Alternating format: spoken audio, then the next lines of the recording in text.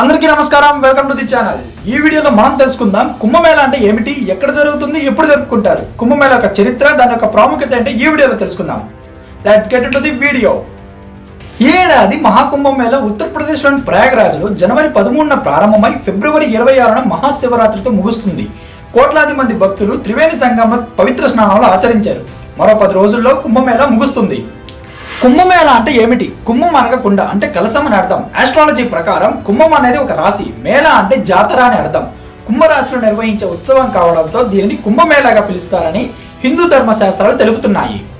కుంభమేళా ఎక్కడ జరుగుతుంది? కుంభమేళా 4 పవిత్ర నగరాల్లో జరుగుతుంది. ప్రయాగ్రాజ్, హరిద్వార్, ఉజ్జయిని, నాసిక్ ప్రదేశాలలో కుంభమేళా జరుపుకుంటాం.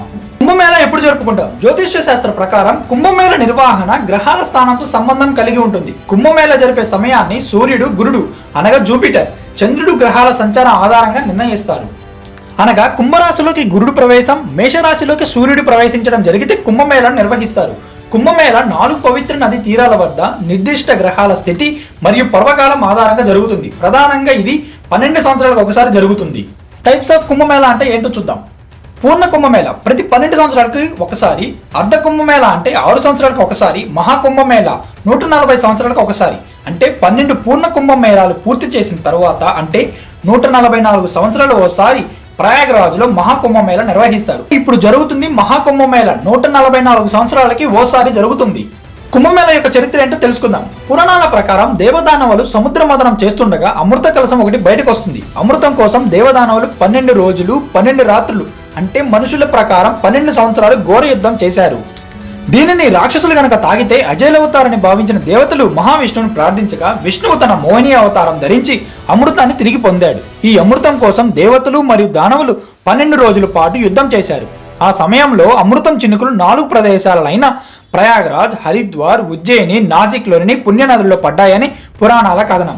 ఈ కాలంలో నదులు అమృతంగా మారుతాయని చెబుతారు. అందువల్ల ప్రపంచ నలుమూలల నుండి అనేక మంది యాత్రికులు కుంభమేళాకు స్నానం ఆచరించడానికి వస్తారు. మరో కథ కూడా ఉందండోయ్. సాగర మథనంలో ఉద్భవించిన అమృత కలశాన్ని మోహిని అవతారంలో విష్ణువు తన వాహనమైన గరుడునికిచ్చి భద్రపరచమంటాడు. గరుడు తన కలశాన్ని తీసుకువెళ్తుండగా 4 చోట్ల ఈ చుక్కలు పడతాయట. కుంభమేళా యొక్క ప్రత్యేకతలు ఇప్పుడు చూద్దాం. భక్తులు నదిలో స్నానం చేస్తూ తమ పాపాలను తొలగించుకుంటారని నమ్మకం. సాధువుల సంగమం. వివిధ ఆధ్యాత్మిక పంథాలకు చెందిన సాధువులు, ముఖ్యంగా నాగ సాధువులు ఈ మహోత్సవంలో పాల్గొంటారు. కోట్లాది మంది భక్తులు ఈ ఉత్సవానికి హాజరవుతారు. ఇది ప్రపంచంలోనే అతిపెద్ద మానవ సముదాయంగా గుర్తించబడింది. ప్రత్యేక రోజులు ఏంటంటే మకర సంక్రాంతి, మాఘ పౌర్ణమి, వసంత పంచమి వంటి పవిత్ర పర్వదినాల్లో స్నానం చేయడం ముఖ్యంగా భావించబడుతుంది. యునెస్కో గుర్తింపుతో కుంభమేళా ప్రాముఖ్యత ప్రపంచానికి తెలియజేయబడింది. ఇది భారతీయ సాంస్కృతిక వారసత్వాన్ని ప్రపంచ మానవత మూల్యాలలో భాగం చేసిందని చెప్పుకోవచ్చు. అమృతతత్వం, భక్తి, సాంప్రదాయాల పునాది ఇదే కుంభమేళా. ఇలాంటి పురాణ కథల కోసం మన ఛానల్ని సబ్స్క్రైబ్ చేసుకోండి.